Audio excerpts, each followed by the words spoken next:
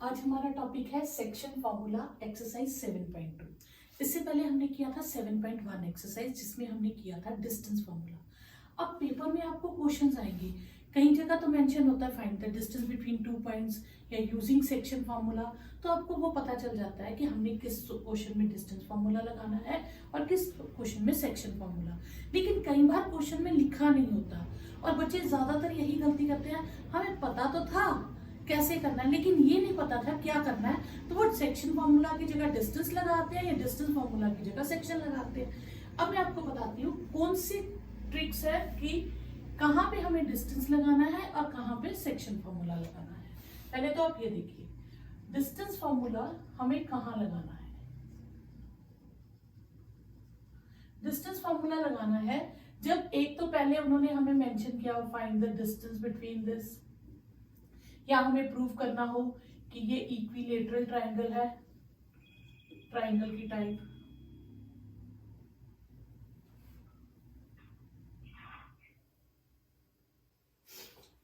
Distance formula कहाँ use होगा, distance, equilateral triangle, मतलब टाइप्स ऑफ ट्रायंगल आप ये लिख सकते हो, टाइप्स ऑफ ट्रायंगल,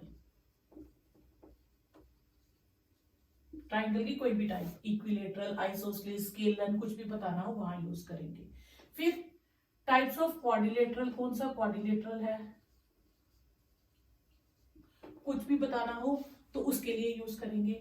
या इक्वी डिस्टेंट वर्ड लिखा हो तो इन चार जगह पे कुछ ऐसा डिस्कस करें तो हम क्या यूज करेंगे, डिस्टेंस फॉर्मूला। अब हम सेक्शन फॉर्मूला कहाँ यूज करेंगे ये भी आप याद रखिए, सेक्शन फॉर्मूला यूज करेंगे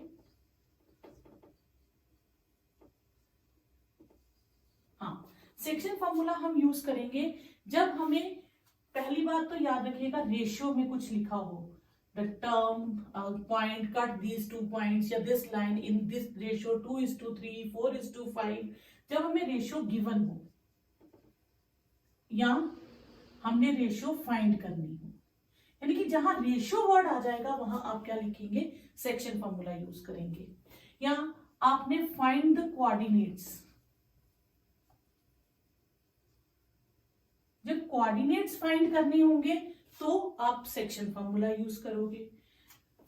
मिड पॉइंट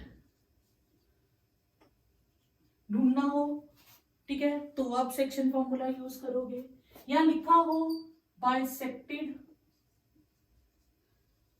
ट्राइसेक्टेड या डिवाइडेड इनटू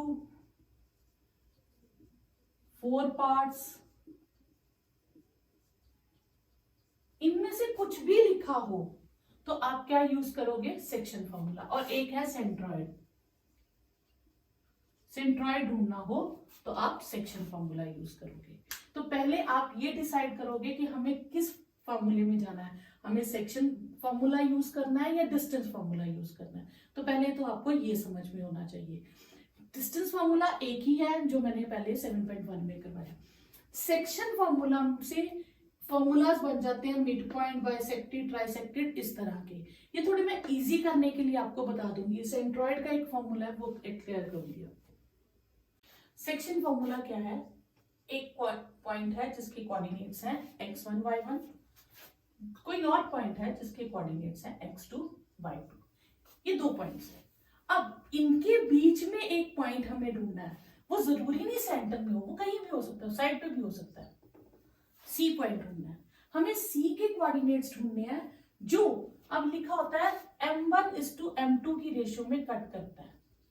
अब ये m1:m2 क्या है, इसका मतलब होता है कि हमने AC का डिस्टेंस निकाला जितना भी आया, फिर BC का डिस्टेंस निकाला जो भी आया, जैसे सपोज करो ये 20 आया और ये 15 आया, ठीक है, 15 सेंटीमीटर, हमने इसे कट कर दिया तो रेशियो आ गई 4:3। तो डिस्टेंस फॉर्मूलाज को डिवाइड करके जो आता है एक्चुअली वो होता है रेशियो। तो इसी चीज को हम लिखते हैं, इसमें रेशियो आ जाएगी 4:3। अब या तो हमें रेशियो गिवन होगी या हमें रेशियो फाइंड करनी होगी। अगर हमें रेशियो गिवन है तो कोऑर्डिनेट्स ऑफ सी कैसे निकालेंगे, ठीक है, बहुत इजी है। दो तरीके से आपको मैं सिखाऊंगी। 1 2 1 2 आपने ये करना है, मतलब 1 तो 2 2 तो 1 1 1 नहीं करना, 2 2 नहीं करना, ठीक है। एक तो ये तरीका है, ठीक है। M1 लोगे, ठीक है। अब मैं पहले एब्सिस्सा की बात करूंगी तो मैं यूज भी एब्सिस्सा करूंगी, जब मैं ऑर्डिनेट की बात करूंगी तो मैं यूज भी ऑर्डिनेट करूंगी। तो M1 लूंगी तो x2, देखो 1 2, M2 लूंगी तो x1 upon M1 plus M2। एक तो आप ऐसे याद रख सकते हो 1 2 2 1। फिर अब ऑर्डिनेट ले रही हूं तो x की जगह y आ जाएगा, M1 y2 plus M2 y1 upon M1 plus M2। ये हो गया, ठीक है। अब कई बार बच्चों को कंफ्यूजन हो जाती है मैम 1 2 लिखने में, तो आप इतना याद रखना कि ये रेशो इधर वाले कोऑर्डिनेट से मल्टीप्लाई होगी और ये रेशो इधर वाले कोऑर्डिनेट से मल्टीप्लाई होगी। यानी कि M1 x2 से मल्टीप्लाई होगा, y2 से मल्टीप्लाई होगा, और M2 x1 से मल्टीप्लाई होगा और y1 से मल्टीप्लाई होगा। क्लियर? तो वही हो गया M1 x2 plus M2 x1, फिर M1 y2 plus M2 y1 और नीचे M1 प्लस M2 रहेगा, ठीक है। इसी से आगे बन जाता है एक mid point formula. Mid point formula में हम क्या करते हैं कि जो सी पॉइंट है वो एग्जैक्ट सेंटर में आ जाता है। अब सी अगर बिल्कुल सेंटर में आएगा तो AC और BC का डिस्टेंस सेम हो जाएगा। तो दिस मीन जितना AC का डिस्टेंस है उतना ही BC का डिस्टेंस होगा, मिड पॉइंट है। तो AC अपॉन BC कितना आ जाएगा 1 अपॉन 1।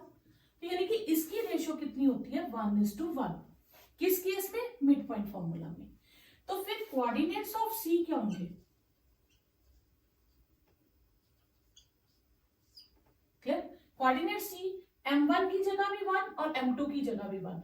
अगर मैं यहां 1 लिख दूं तो 1x2 यानी कि x2 और 1x1 यानी कि x1, तो x1 plus x2 1 plus 1 2। Same इधर y1 प्लस y2 अपॉन 2। ये हो गया आपके पास मिड पॉइंट फॉर्मूला। ये आप डायरेक्टली यूज करोगे, मिड पॉइंट फॉर्मूला कहीं भी आए तो आपको रेशियो शो नहीं करनी, आपने डायरेक्ट ये फॉर्मूला यूज करना है। थर्ड आ जाता है आपके पास ट्राइसेक्टेड। ट्राइसेक्टेड में क्या होता है कि एक लाइन है उसके दो पार्ट्स कर देंगे, मतलब 2 बार उसको कट लगाएंगे, 3 इक्वल पार्ट्स में हम कट करेंगे, C और D। AC, CD और DB ये तीनों डिस्टेंसेस सेम है। और अगर मुझे C को देखना है, सपोज करो मैं D को हटा देती हूँ, तो AC की लेंथ और BC की लेंथ की रेशियो क्या होगी? ये अगर 4 होगा तो ये 8 होगा, ये 5 है तो ये 10 होगा, उससे डबल होगा। तो यानी कि रेशियो क्या होगी? अगर इधर 1 है तो इधर 2 होगा। तो मतलब जब मुझे C के कोऑर्डिनेट्स निकालने हैं, फॉर्मूला मुझे यही यूज करना है, M1 M2 की जगह 1:2 लगाना है। और सेम जब मुझे D ढूंढना है तो मैं C को भूल जाऊंगी। फिर इस पोर्शन में रेशियो क्या आ जाएगी? इधर डबल है और इधर सिंगल, यानी कि इसकी रेशियो हो जाएगी 2:1।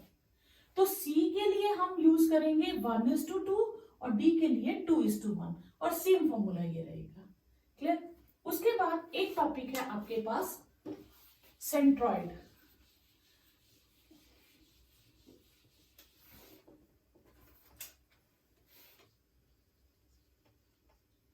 सेंट्रॉइड होता क्या है? पहले देखिए, एक ट्राइंगल है, ठीक है, ABC। Centroid is a point where 3 medians meet. ऐसा पॉइंट जहां पे 3 मीडियंस मीट करते हैं। अब मीडियंस क्या होते हैं? हम मिड पॉइंट लेंगे इस लाइन का और वर्टेक्स से ज्वाइन कर देंगे, तो ये एक मीडियन हो गया। अब मैं AC का मिड पॉइंट लूंगी, उसे B से ज्वाइन कर दूंगी, फिर AB का मिड पॉइंट लूंगी, उसे C से ज्वाइन कर दूंगी। तो ये मीडियन जब एक पॉइंट से पास करेंगे उस पॉइंट को कहते हैं सेंट्रॉइड, ठीक है। तो G हो गया सेंट्रॉइड। तो कोऑर्डिनेट्स ऑफ G का फॉर्मूला क्या है? इसके कोऑर्डिनेट्स हम मान लेते हैं x1 y1 है, इसके कोऑर्डिनेट्स x2 y2 है और इसके कोऑर्डिनेट्स x3 y3 है। ठीक है, ये कोऑर्डिनेट्स है। सेंट्रॉइड 1 मार्क में कई बार डाल देते हैं, तो सेंट्रॉइड के कोऑर्डिनेट्स का फॉर्मूला है तीनों एब्सिसास को ऐड करके अपॉन 3, तीनों ऑर्डिनेट्स को ऐड करके अपॉन 3। ये है फॉर्मूला सेंट्रॉइड का। ठीक है, इसकी डेरिवेशन नहीं है, बहुत लेंथी है, आपको वो नहीं आएगी, इसलिए आप इसका डायरेक्ट फॉर्मूला याद रख लीजिए। क्लियर? अब हम, ये हो गया आपका इंट्रोडक्शन। अब हम करेंगे 7.2 exercise. Question number 1। Question number 1 है find the coordinates of the point which divides line joining -1 7 4 -3 in the ratio 2:3। अब इसमें पहला अगर आप ध्यान दो तो क्या लिखा है, फाइंड द कोऑर्डिनेट्स। और सेक्शन फॉर्मूला में मैंने कहा था जब कोऑर्डिनेट्स लिखा हो फाइंड द कोऑर्डिनेट्स तो सेक्शन फॉर्मूला यूज करेंगे। तो ए के कोऑर्डिनेट्स दिए हैं हमें -1 7, बी के कोऑर्डिनेट्स दिए हैं हमें 4 -3 और सी के कोऑर्डिनेट्स हमें ढूंढने हैं और रेशियो है 2:3। ठीक है, तो लिखेंगे यूजिंग सेक्शन फॉर्मूला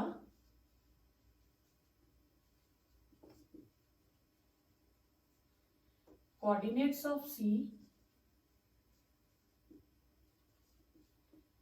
क्या आएगा, m1 x2 plus m2 x1 upon m1 plus m2 and m1 y2 plus m2 y1 upon m1 plus m2।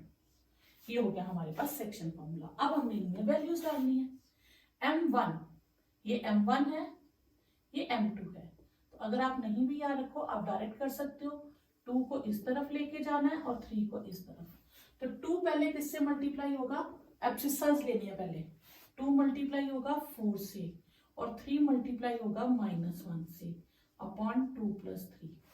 फिर 2 मल्टीप्लाई होगा -3 से और 3 मल्टीप्लाई होगा 7 से, 2 + 3 8 -3 अपॉन 5 -6 + 21 अपॉन 5 5 अपॉन 5 15 अपॉन 5। एक चीज का ध्यान रखिएगा, जब आप वर्ड लिखेंगे कोऑर्डिनेट्स तो ये ब्रैकेट मस्ट है, इसके बिना आपका क्वेश्चन गलत हो जाएगा क्योंकि ये ब्रैकेट ही कोऑर्डिनेट्स बनाती है। अगर ये ब्रैकेट नहीं लिखोगे तो ये जस्ट एक नंबर्स हो जाएंगे, लेटर्स हो जाएंगे अल्फाबेट के, लेकिन ये कोऑर्डिनेट्स नहीं होंगे। क्लियर? 1 3 ये आपका हो गया फर्स्ट क्वेश्चन। सेकेंड क्वेश्चन है आपके पास find the coordinates of points trisection. अब ट्राइसेक्शन आ गया, ट्राइसेक्शन मींस हम इसके 3 पार्ट्स करेंगे, line joining this and this. तो 3 पार्ट्स में एक सी आ जाएगा और एक डी आ जाएगा। तो सी के टाइम पे रेशियो क्या है, 1:2। अब आपको अगर कंफ्यूजन हो तो आप इसमें डी मेंशन कर दो, लेकिन डी को यूज मत करो। ठीक है, तो 1 किससे मल्टीप्लाई होगा, इस तरफ, और 2 होगा इस तरफ। तो कोऑर्डिनेट्स ऑफ सी क्या हो जाएंगे, 1 × -2 + 2 × 4 अपॉन 1 + 2। फॉर्मूला मैंने पहले लिखा था इसलिए मैं रिपीट नहीं कर रही। 1 × -3 + 2 × -1 अपॉन 1 + 2। क्लियर यहाँ तक? Then -2 + 8 upon 3 -3 - 2 upon 3। तो ये आपके पास आ गया 6 अपॉन 3 -5 अपॉन 3। ये आपके पास कोऑर्डिनेट्स आ गए, आप इसको कटिंग करके लिख सकते हैं। क्लियर? फिर कोऑर्डिनेट्स ऑफ डी, इसके लिए आप ए बी दोबारा भी लिख सकते हैं, 4 -1 -2 -3 सी। इस बार मैं डी को प्रेफरेंस दूंगी और डी की रेशियो है 2:1। क्लियर? अब सेम मेथड, 2 इस तरफ मल्टीप्लाई होगा और 1 इस तरफ। तो coordinates of D 2 into -2, 1 into 4 upon 2 plus 1, 2 into -3 plus 1 into -1 upon 2 plus 1. ये हो जाएगा -4 plus 4 upon 3, -6 minus 1 upon 3, 0 upon 3, -7 upon 3, 0 and -7 upon 3. ये आपके पास आ गए कोऑर्डिनेट्स ऑफ डी. मैंने इसकी डायग्राम अलग इसलिए बनाई है कि आपको एरोज में प्रॉब्लम ना हो. क्वेश्चन थर्ड आपको केस स्टडी में आ सकता है.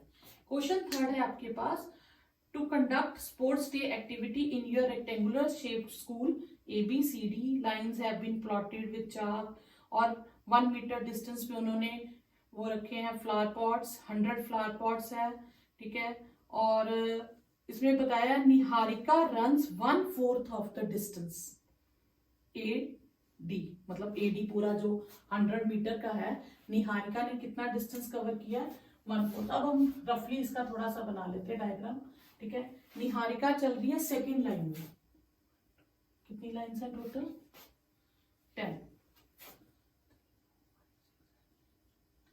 ये है.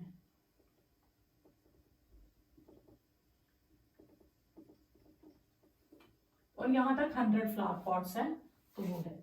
निहारिका चल रही है सेकेंड लाइन में और निहारिका ने किया 1/4 ऑफ AD. पूरा A से D तक जो है, ये A है, A से D तक जो पॉइंट है वो 100 मीटर है. निहारिका ने 1/4 किया है, तो 1/4 of distance cover by Niharika, 1/4 of AD, यानी कि 1/4 of 100 metre, that is 25 metre. यानी कि हम यहाँ पे कहीं मेंशन कर देते, 5 का गैप लेते, 10, 15, 20, ठीक है. निहारिका ने किया सपोज करो 25, तो निहारिका के कोऑर्डिनेट्स हो गए 2 with 25, सेकेंड लाइन में 25. एंड प्रीति रन्स 1/5, ठीक है, एंड इन 8th लाइन में 1/5 distance cover by Preeti, 1/5 of AD, 1/5 of 100, that is 20 metre. तो बट कितना ऊपर गई? 20 मीटर. 8th लाइन में 20 मीटर.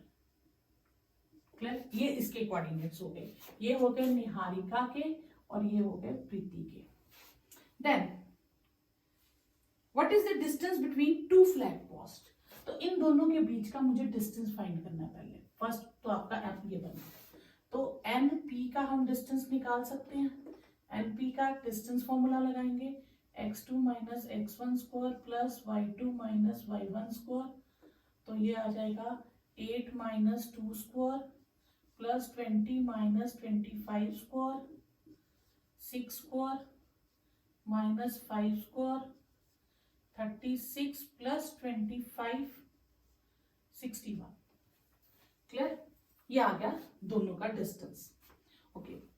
फिर है, if Rashmi has to post a blue flag exactly halfway between the line segment joining 2 flags, where should she post? उनके बिल्कुल centre में. अब हमें नहीं पता वो कौन सी लाइन में होगी, हम मान लेते हैं रश्मि यहाँ पे है, तो यानी कि रश्मि का क्या हो गया, लोकेशन क्या होगी, मिड पॉइंट ऑफ NP. तो R is mid point of NP. तो कोऑर्डिनेट्स ऑफ R क्या आएंगे?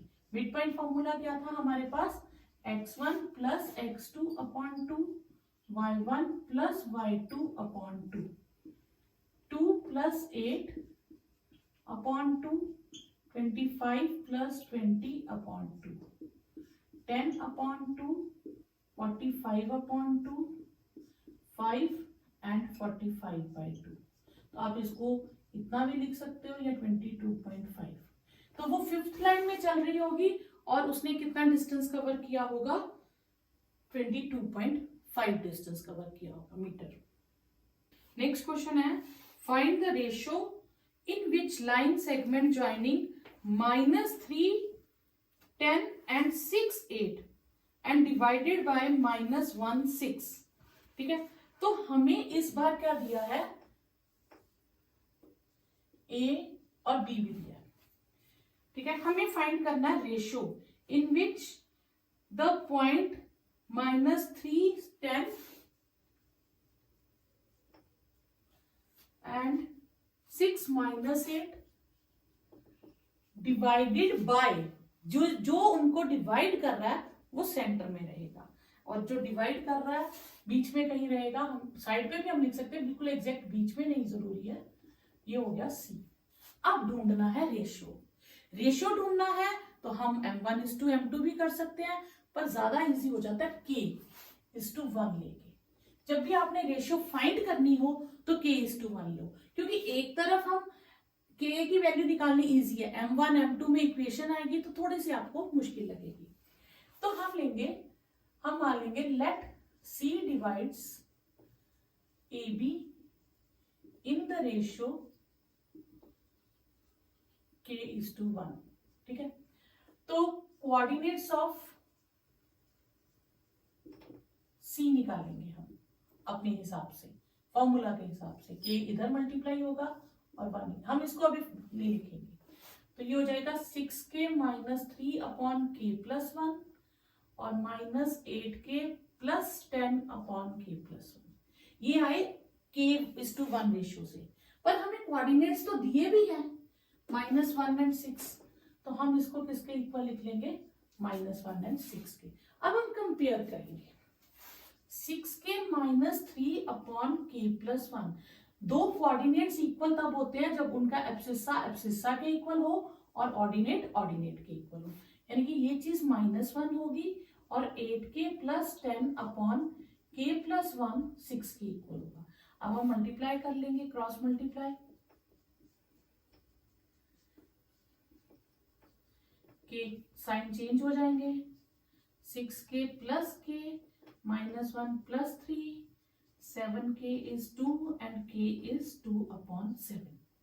अब यही k जो मैंने k/1 लिया था वो क्या आ गया, 2/7। तो रेशियो क्या आ गई, 2/7। अब हम इसका क्या करेंगे, टाइम हो तो आप इसको भी सॉल्व कर सकते हो, आपका क्वेश्चन चेक हो जाएगा कि आंसर सही है या कहीं मिस्टेक हुई है।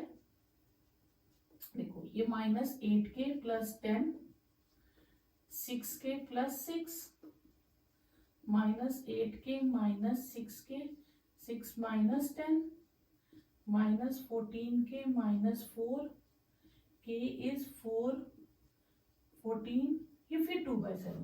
दिस मीन हमने यहां तक ठीक निकाला है, तो therefore required ratio is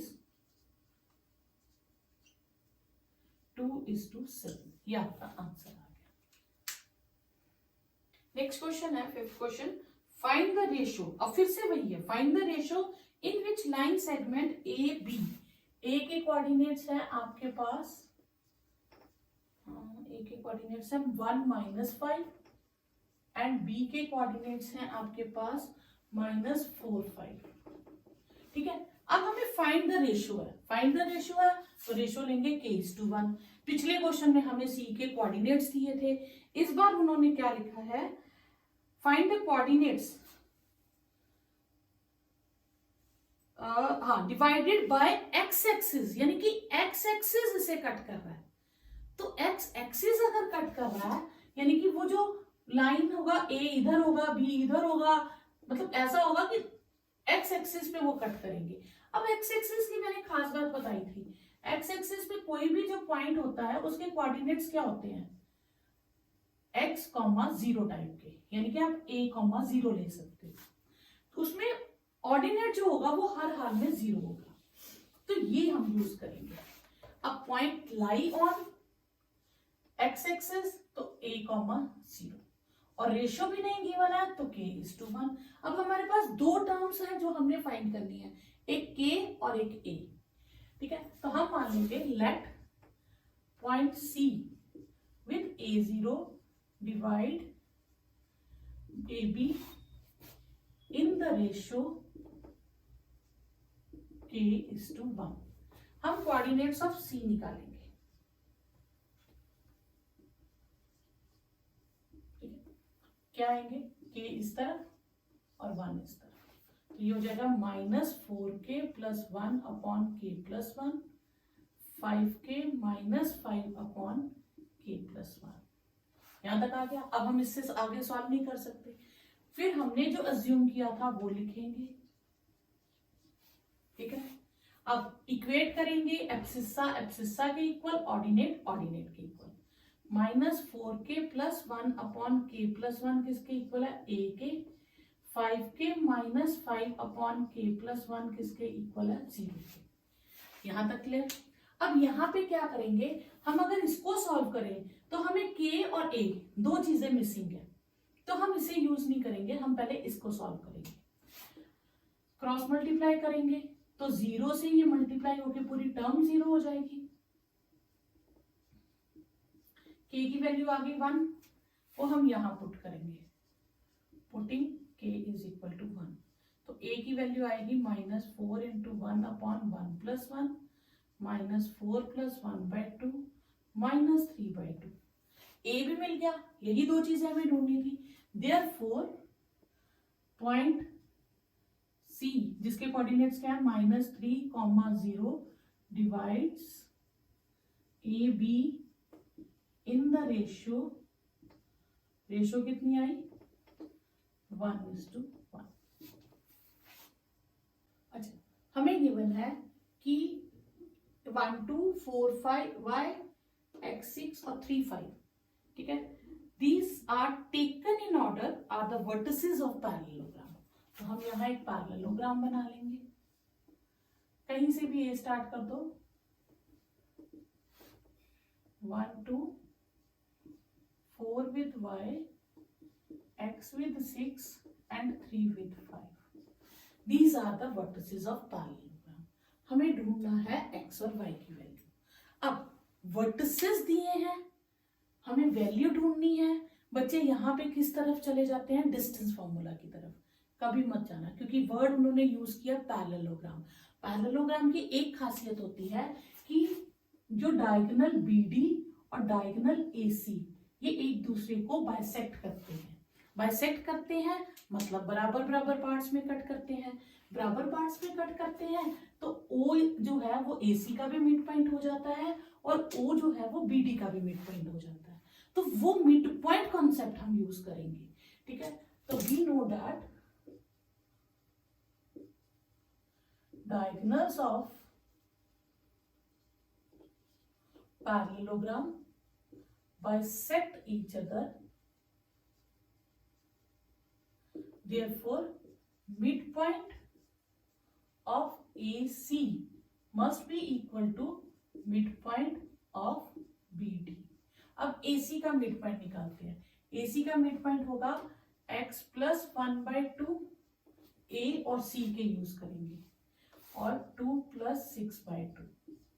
BD का मिड पॉइंट होगा 3 + 4/2, 5 + y/2। क्लियर, जो मिड पॉइंट AC का है वही BD का।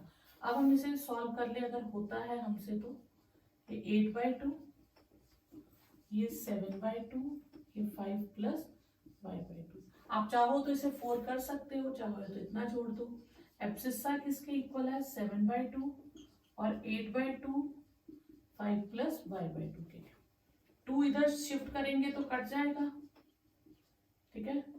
तो x आ जाएगा 7 - 1, x आ गया 6। क्लियर, और यहां भी 2 कट जाएगा तो 8 आ जाएगा 5 + y, 8 - 5 इज y, 3 = y। ये आपका आंसर। Next है find the coordinates of point A where AB is a diameter of the circle and whose center is 2 - 3 and B के coordinates given है 1 4। तो अब डायमीटर की बात की है तो सर्कल बनाना पड़ेगा। सर्कल है तो डायमीटर वो है, सेंटर A और B, और ये हम सेंटर O ले लेते हैं। A के कोऑर्डिनेट्स हमें गिवन नहीं है और B के हमें गिवन है 1 और 4, और सेंटर के भी गिवन है हमें 2 और -3। अब A के क्या ढूंढना है, कोऑर्डिनेट्स, तो उसे अज्यूम कर लेते हैं, उसके कोऑर्डिनेट्स है x और y। अब एक चीज तो हमें पता है कि O क्या होगा, सेंटर है तो वो डायमीटर का मिड पॉइंट होता है, तो हम AB का मिड पॉइंट निकालेंगे और उसे सेंटर के इक्वेट कर देंगे। तो फिर O is mid point of AB, तो कोऑर्डिनेट्स ऑफ O क्या हो जाएंगे हमारे पास, x प्लस 1/2 y प्लस 4/2, और O के कोऑर्डिनेट्स तो हमें ऑलरेडी गिवन है, तो हम कंपेयर कर लेंगे। एब्सिस्सा के इक्वल हो जाएगा और ऑर्डिनेट के इक्वल हो जाएगा। अब क्रॉस मल्टीप्लाई,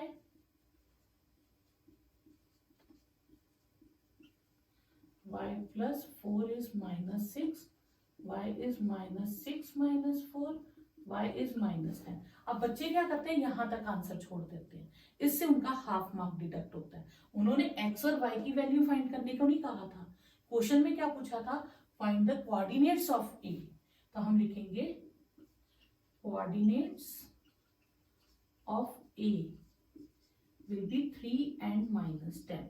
यहां पे क्वेश्चन कंप्लीट होगा आपका।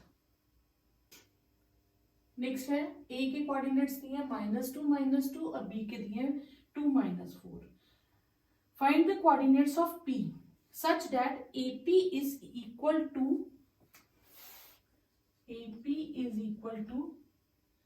3/7 AB, AP upon AB is 3/7। और बच्चे यहाँ पे स्टार्ट क्या करते हैं, फटाफट कि P हमें पता है 3:7 ले लिया, क्वेश्चन कर दिया। गलती देखना यहीं पे होगी, क्यों, क्योंकि AP और BP नहीं दिया आपको दिया AP और कंप्लीट AB। दिस मीन्स कि AP को 3 पार्ट्स मिल रहे हैं जब AB के 7 पार्ट्स हैं, तो टोटल 7 किलोमीटर समझ लीजिए और AP उसमें से 3 किलोमीटर है, तो PB कितना हुआ, 7 - 3 4 किलोमीटर। तो आप यहां लिखोगे AP अपॉन BP इज 3/4, क्योंकि हमने AB में से AP निकाल दिया, तो रेशियो होगी 3:4। यहां पे ध्यान दीजिएगा, पेपर में ट्विस्ट करके वो ऐसे डालते हैं, तो आपने देखना है कि कंप्लीट लेंथ दी है, तो कंप्लीट में से अपर पार्ट माइनस करोगे तो बाकी का नेक्स्ट पार्ट आएगा। अब बाकी सेम है आपके पास, तो कोऑर्डिनेट्स ऑफ P आपके पास आ जाएंगे 3 इस तरफ 4 इस तरफ, 3 × 2 + 4 × -2 अपॉन 3 + 4, 3 × -4 + 4 × -2 अपॉन 3 + 4, 6 - 8 अपॉन 7, -12 - 8 अपॉन 7, -2/7 -20/7। ये आपके पास P की कोऑर्डिनेट्स। नेक्स्ट क्वेश्चन है, find the coordinates of points which divide the line segment into 4 parts. Trisected वाला मैंने करवाया था, ट्राइसेक्टेड में 1:2 और 2:1 रेशियो होती है। अब 4 पार्ट्स में करना है, इसमें मुझे इसको कट लगाना पड़ेगा। इसका आसान सा तरीका सोचो, आपके पास एक रिबन होगा, अगर आपको उसके 4 इक्वल पार्ट्स करने हैं तो आप कैसे करोगे, पहले उस रिबन को फोल्ड करोगे, उसका मिड पॉइंट ढूंढ लोगे, फिर उसको अगेन फोल्ड करोगे तो 2 और मिड पॉइंट्स आ जाएंगे। तो सबसे पहले हम इसको अगर फोल्ड करें तो हम इसका मिड पॉइंट ढूंढ लेंगे C। तो C किसका मिड पॉइंट होगा, BD का, तो C is mid point of AB। तो कोऑर्डिनेट्स ऑफ C क्या होंगे, mid point formula x1 + x2/2, y1 + y2/2 upon 2, y1 + y2/2, और ये आ गया आपके पास 0/2, 10/2, ये हो गया आपके पास 0 and 5। क्लियर, ये मेरे पास आ गया 0 and 5। अब मैं क्या करूंगी, इसको फिर से फोल्ड करूंगी, यहां आ जाएगा D। अब D किसका मिड पॉइंट होगा, D is mid point of AC। तो कोऑर्डिनेट्स ऑफ D क्या हो जाएंगे हमारे पास, -2 + 0/2 अब d के लिए x1 plus x2 upon 2 and y1 plus y2 upon 2, -2 upon 2, 7 upon 2, -1 and 7/2। अब इस तरफ अब कट लगाना तो E हो जाएगा, तो E is mid point of CB। तो कोऑर्डिनेट्स ऑफ E क्या हो जाएंगे, वो हो जाएंगे आपके पास 0 plus 2/2, 5 plus 8/2, that is 2/2, 13/2, 1 and 13/2। ये आपके कोऑर्डिनेट्स हो गए। नहीं तो बच्चे ऐसे करते हैं 1:3 रेशियो 2:2, तो वो थोड़ा सा कंफ्यूजन होता है। ये इजी मेथड है। नेक्स्ट है question number 10, find the area of parallelogram. Parallelogram का एरिया क्या होता है? पैरेललोग्राम का एरिया होता है, एरिया ऑफ पैरेललोग्राम, ये आपने 7th 8th में पढ़ा है। यहां तो होता है half into base into height, और यहां होता है हाफ प्रोडक्ट ऑफ डायगोनल्स। अब हम देखते हैं हम इसमें से कौन सा यूज कर सकते हैं। पैरेललोग्राम गिवन है, हमें इसके वर्टिसेस गिवन है A, B, C और D। A है हमारे पास 3,0, B है हमारे पास 4,5, C है -1 एंड 4, और D है हमारे पास -2, -1। अब इस क्वेश्चन में हम बेस तो निकाल सकते हैं लेकिन हाइट नहीं निकाल सकते, तो मतलब पहले वाला फॉर्मूला तो यूज नहीं होगा। अब दूसरा बचा हाफ प्रोडक्ट ऑफ डायगोनल्स। हाँ, डायगोनल्स की लेंथ हम फाइंड कर सकते हैं, AC की लेंथ भी फाइंड कर सकते हैं और BD की भी बाय डिस्टेंस फॉर्मूला। तो पहले हम AC की लेंथ निकालेंगे, 3 + 1 या -1 -3, जो भी आपको सही लगे। डिस्टेंस फॉर्मूला 4 - 0 का square, that is -4 square and 4 square, 16 + 16 √32। हम इसको यही छोड़ देते हैं, ठीक है। फिर हम निकालते हैं BD, तो ये आ जाएगा -2 - 4 square, -1 - 5 square, -6 square and -6 square. ये आ गया आपके पास 36 + 36। इसको मैं थोड़ा और इजी कर देती हूँ, 2 × 16, और ये हो गया 2 × 36, ठीक है। थोड़ा ऐसे रखती हूँ, ठीक है। अब area of parallelogram, half product of diagonals